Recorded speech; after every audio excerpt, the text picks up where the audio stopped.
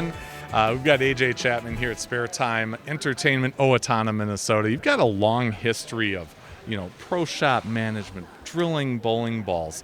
Tell me about, how it's changed for you over the years. Pardon me right away. Sorry, I got a sinus infection, so if I sound nasally or a little funny, I'm sorry. We forgive you no matter how you sound.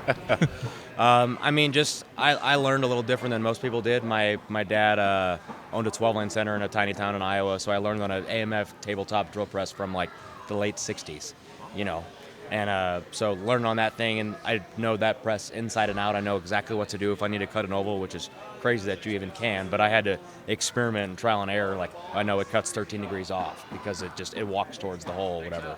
So that's a tough question. That's a big one right away.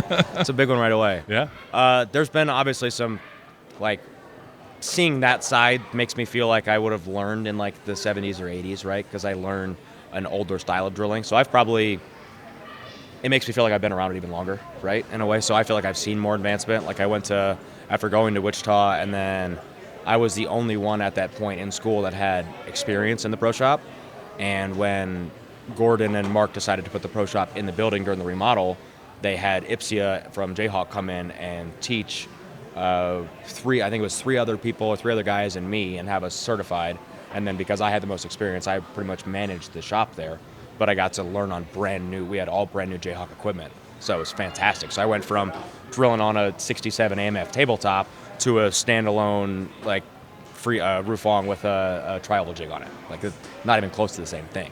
So that's the crazy extreme, right? Like I said, I've seen the biggest, or probably a bigger difference than a 31-year-old should have seen in the aspect of bowling, but just because I came from a really small spot and a really old press. But it's cool, the advancements and the constant upgrades, and there's something new every other year. And you wouldn't think there'd be able to be something new, right? It's just, okay, you've got to put holes in the ball. At some point, it is the same thing every time. But there's constant advancements, and now I got this drill bot that just came out at Bowl Expo this year that Jayhawk's playing around with, that it can drill a ball if you put the specs in by itself. Wow. So there's been rumors of that for a while now. They just got to figure out a way to actually do it, because there has to be some kind of human manipulation putting the ball into the jig. That's the tough part, I think. But if they can figure out a way to do it and get the ovals and get everything right without it going wrong, then that would be really cool. Yes, if you're not running a small shop. And that's, it's very cool, but it would be, I think it's too expensive, and it would hurt small businesses, yes. So advancement technology obviously is cool, but at the same time, I tell people all the time that drilling is a science until it's not, and then it's an art. Because what's supposed to work, if you pitch towards the pane, that's a super common term in the bowling shop industry, pro shop industry. It's pitch towards the pane. The left side of my thumb hurts. It wants to go left. I need to pitch it towards that. Doesn't always work. So no matter what, at the end of the day, at some point, there is some kind of art involved. It isn't science, and it stinks, but it's science until it's a point, and that's an art, and that's why having experience and having time being in the shop and learning about other people's experiences. If you learn that, I had a person that I tried doing that with and it never worked, and now I got somebody else that's very similar, you learn from that, and now you can get them to the next step faster than you could before. So having that experience when it's not science, I think makes a huge difference. It's just there's so much to it. It definitely is an art after science runs out. Yeah. When in the modern, environment, like you said, things are very complex. It's not just putting holes in a bowling ball. People like me who are on the outside looking in basically know, okay, feels good, reacts good. Yeah. But when you're training people to do this professionally, to have customers that trust them, what does it take? It's tough. It really is. That's right. So me being a guy that runs a shop or ran a shop, let's say when I have the one here or the one in St. Paul, I'd run the shop, then I would go bowl. So when I was gone, somebody else was there, right?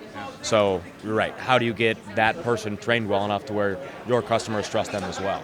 And I think it's just relationships and time. It's getting them to understand. It's a repeatability thing. It's a repetition thing. I can't tell you how many years. I probably still do it. I'm just pitches just going the wrong way. I mean, it's so simple, but somebody that hasn't drilled for very long is going to mess that up. It's going to happen, and it happens all the time. So it's letting them know that mistakes are going to happen and it's okay.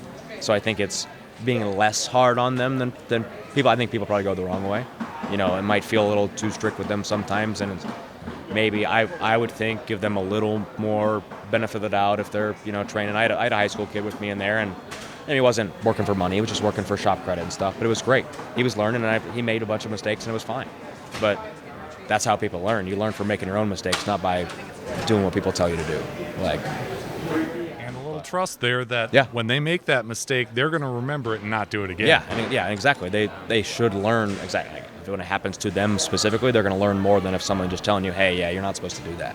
Yeah. And now it's like, yeah, I did that once. I'm not going to do that again. It's okay, now we learned. So that's good. What do you think the biggest challenge is that pro shop operators are facing today? Oval thumbs, man. Yeah? Yeah, I still think a lot of guys either don't know how to do it with the press, or maybe just aren't comfortable with doing it with the press. But just like if you have a good press, you can cut a nice oval so much easier than you can try to do it by hand. And a lot of guys will do it by hand. And there's still minor manipulations with the machine, but it's so much more accurate than trying to do it. And you wouldn't believe how many guys just can't figure it out or don't know how to do it. And I wish there was, layouts. Layouts is the next thing too, but that's the whole new can of worms, I think, unfortunately. But yeah, I think cut an oval. Guys should be able to hit lines, no matter what. Just enough times you'll be able to hit lines.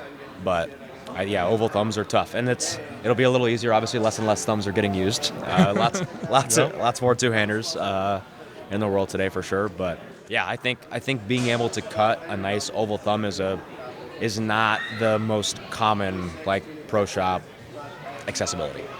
Yeah, I think more pro shops should be better or be able to do that.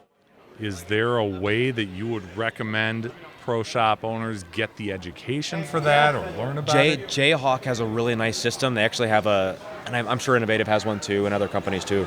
But they're when we learned on their program, basically, they have it built into their computer that's part of the press with the XYZ axes, and or XC, I guess I don't know how you say that, the plural. But the computer, so it has it. Jayhawk believes that if you move in 30 thousandths at a time, that you'd never have to worry about cutting the ridge out. So let's say if they have a fitting jig with a ball, and it's got 3 different sets of thumbs in it. Sorry, 4. It's got round thumbs, and then it's got the same size with 3 different ovals. It's got a 30 thousandths cut oval, a 60 thousandths cut oval, and a 90 thousandths cut oval. So you can get really close to fitting with somebody in that margin, and they might be different. You might have somebody at 120.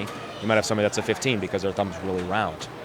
But having that, and then with obviously having their computer is great, because you can just say you don't have to put the bit size in because you put that in, but you say it's a 90 cut at 45 degrees, and you can literally hit next hole, and you can crank till it zeroes out, and it's right where the oval needs to go. But once I figured out that just moving in 30,000 increments was good enough to not make it ridge really bad, because that's the part too. I cut mine because I made my oval a long time before that system or whatever I knew. So I have a very flat wide thumb. So I have a small circle hole and then 2 huge cuts. So I have to take a bigger bit back through the middle because it actually makes 2 ridges where it ovals it out. So if you oval in 30 thousandths like Jayhawk figured out, you don't have to worry about cutting that ridge out. So if you move in those small increments, that makes it easier. So I think figuring that out and staying in those kind of margins, I think if you move to 25 to 30 at a time, then you'll be okay. And the cool part is too that if you have the customer there, it's even better. So you got the ball in the press, you cut the jig, and you're like, yeah, okay. So I think they were in between a 30 thousandths and a 60 thousandths oval. So I'm going to cut the 30. I'm going to have them come test it, see where we're at, and then I could just move 15 and 15 if I need to go in between. And then if it's close, you can stop there. So it is trial and error, but that system that they figured out helps a bunch. It takes a lot of the trial and error out of it. And if it's trial and error to a point to where you can't go too far. Yeah. So as long as you don't move too much at a time. Sure. So if you stay within those margins, it works pretty well. So many of us with oval thumbs. Yes. Well, thank you for Yeah, exactly. A mega oval, flat thumb. Yep. Cool. Well, Those thanks, are good moves. AJ. Yeah, of course. I appreciate that. Of course. And those of you who are looking for more information on Ipsia, just go to ipsia.com. All the benefits of membership are right there, along with a lot of other resources. And if you like what you saw here today, be sure to like this video, subscribe to the channel. It is free, and it's the easiest and best way to help us continue to make great bowling content.